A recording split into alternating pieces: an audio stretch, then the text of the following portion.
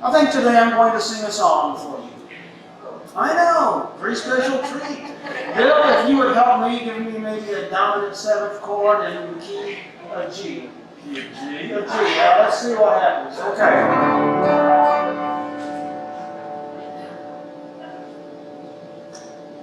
I'm really not going to sing. In fact, I have no idea what I just told Bill. But if I would have, I wonder what would have happened other than people heading for the exits and covering their ears. It would not have been a pretty sight. But what would have happened? Do you think there's a possibility that because I don't sing, you might wonder, what is he up to? What is going on? Maybe we need to listen just to see what kind of train wreck this is going to be. But he might be doing it for a reason. Welcome to Isaiah's world, the prophet Isaiah.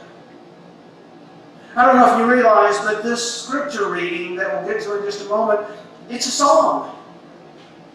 We're familiar with songs being in the Psalms, many times attributed to David. The Psalms are full. Isaiah, no. From what we understand, this is the only song in Isaiah.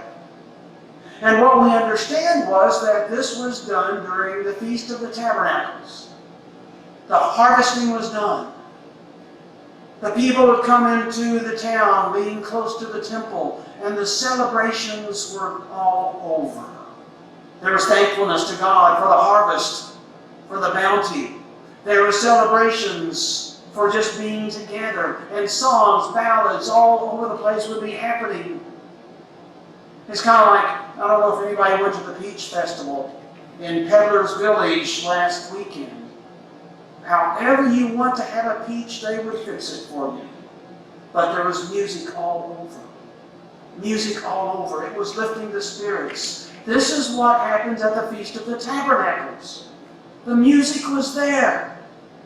Bill would be singing. Lance might be singing. Ruth might be singing. We have so many voices in our congregation, they might be singing all over the place. And then comes Isaiah, who, as far as we know, was not a singer. There's nothing indicating that he had a voice worth listening to. But he gets up there and starts out with a song. Isaiah was very well known. Isaiah had a prestige. Isaiah would come and people would notice that he's there. And I can only imagine that when they noticed that he was there and he started singing, I wonder if they gathered around wondering, what is he going to sing to us about? So let's look at the scripture. Because it starts out with a love song. How wonderful that is. He starts out, let me sing for my beloved, my love song concerning his vineyard. It's a love song. Let's gather around. Let's hear what he has to say. This is going to be special. We didn't know Isaiah could sing a love song. Let's hear what it is. Let me sing for my beloved my love song concerning his vineyard. My beloved had a vineyard on a very fertile hill. He dug it and cleared it of stones and planted it with choice vines. He built a watchtower in the midst of it and hewed out a wine vat in it. This vineyard owner obviously was invested. This vineyard owner was obviously taking care of everything that had been planted, creating this wonderful harvest possible. But then it kind of changes. He expected it to yield grapes, but it yielded wild grapes. And now inhabitants of Jerusalem and people of Judah, judge between me and my vineyard. What more was there to do for my vineyard that I have not done in it? When I expected it to yield grapes, why did it yield wild grapes? And now I will tell you what I will do to my vineyard. I wonder if the people start kind of moving back a little bit. I wonder if they understood, uh-oh, this doesn't sound like a love song right now, does it? And then he continues, I will remove its hedge, and it shall be devoured. I will break down its wall, and it shall be trampled down. I will make it a waste. It shall not be pruned or hoed, and it shall be overgrown with briars and thorns.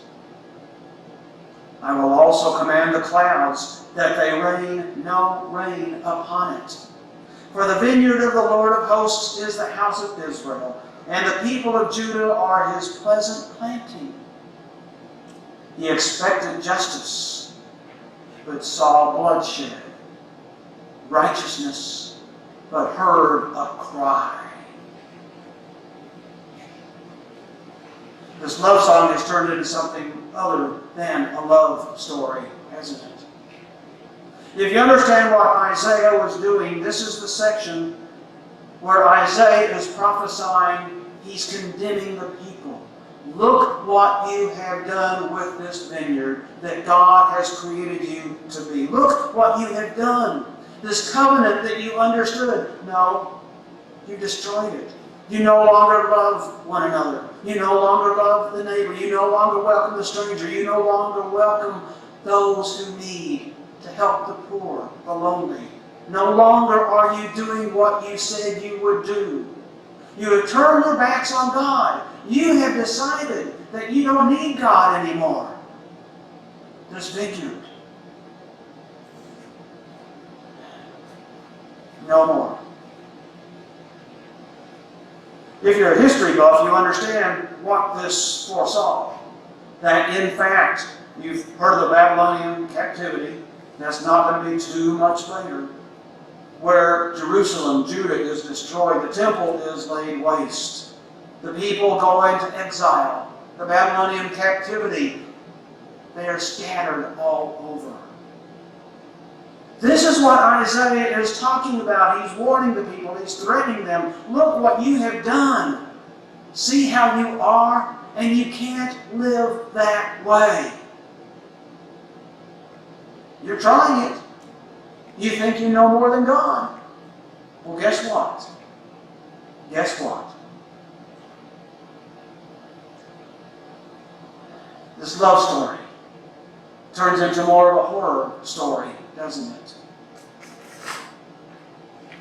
But this isn't the end of the story, you see. A couple weeks ago, I came across a national story.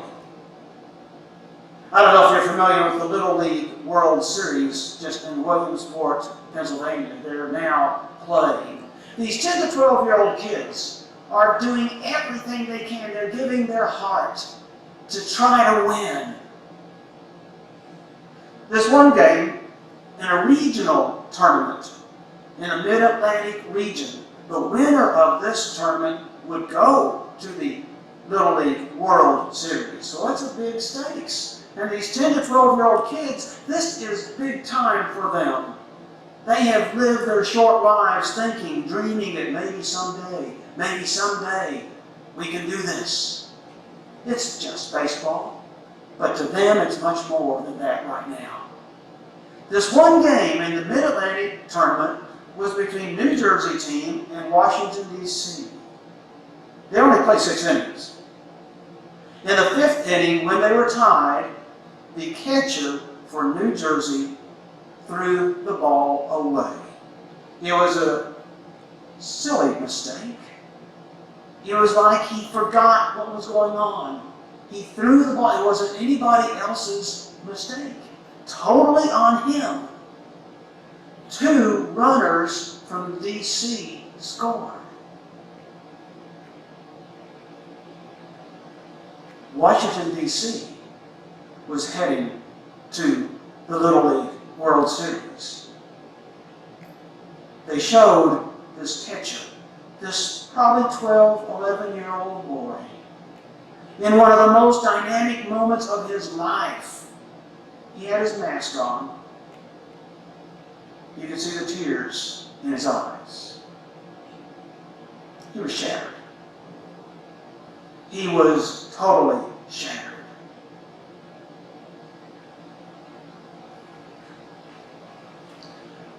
The 6th inning came up. New Jersey got 2 runners on base. Guess who came up to bat?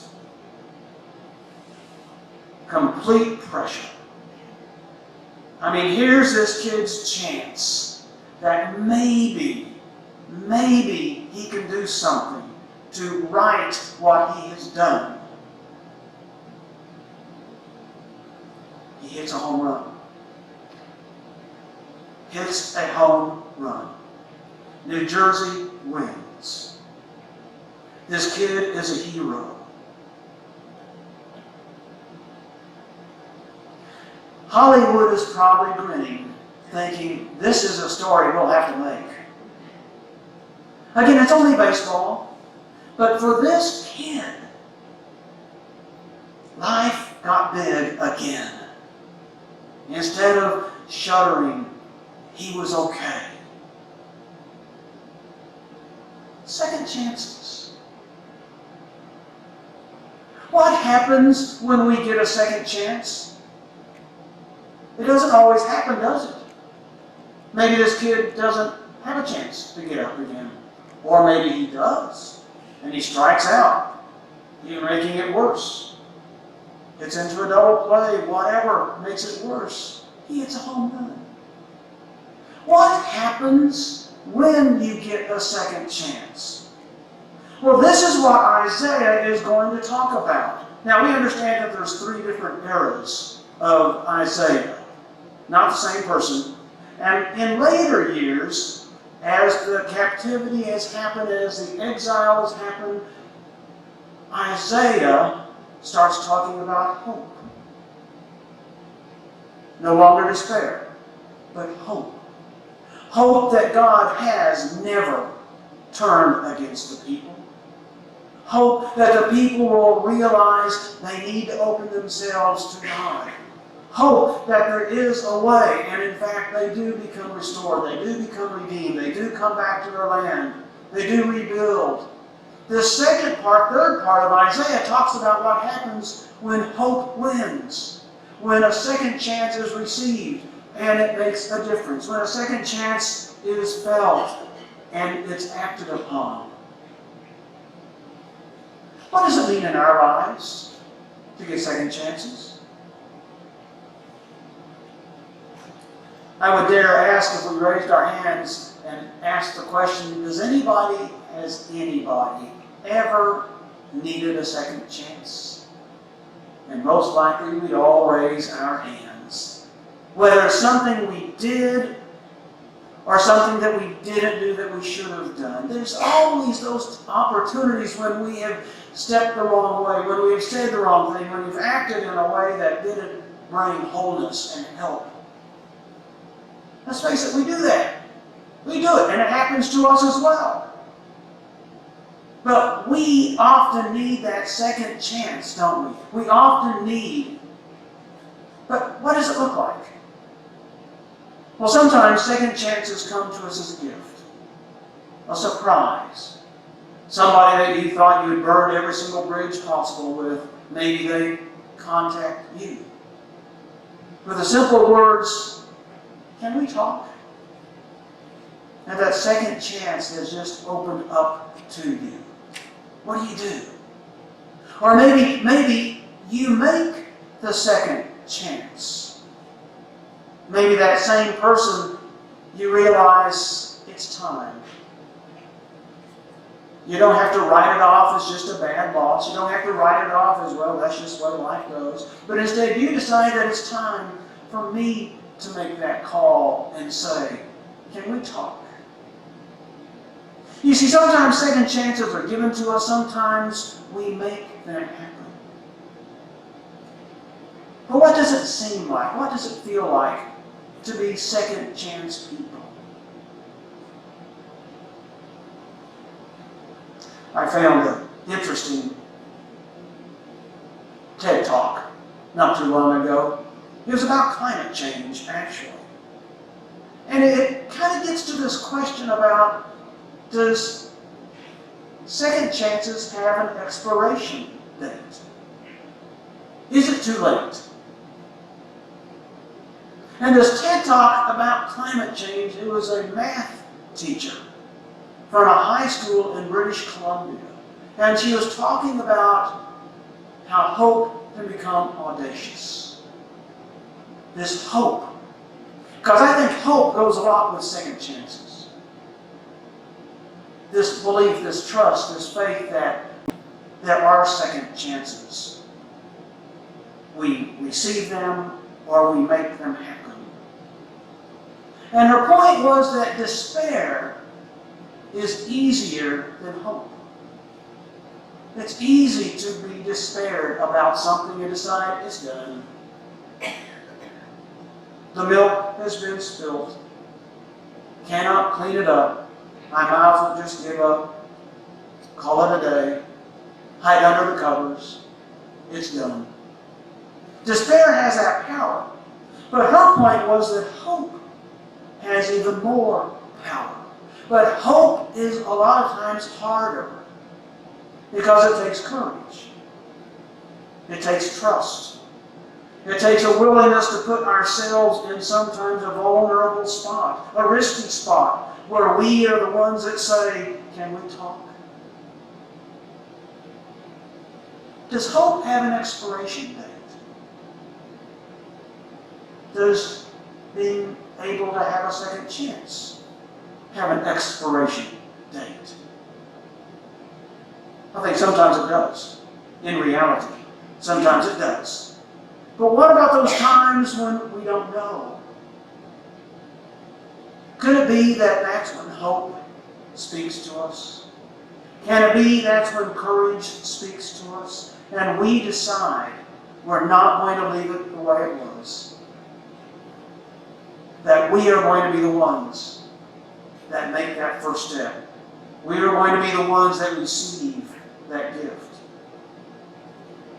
Isaiah said it very clearly as he painted this image, this picture, first of his song, and then in later eras where it talks of hope and rebuilding. I dare say our lives are a lot like that. Despair is always easier than hope. But hope always takes us to where we need to be. The second chance fit into our lives. I think the real question is not whether second chances have an expiration date. Maybe it's, are we willing to live looking for second chances with audacious hope? Amen.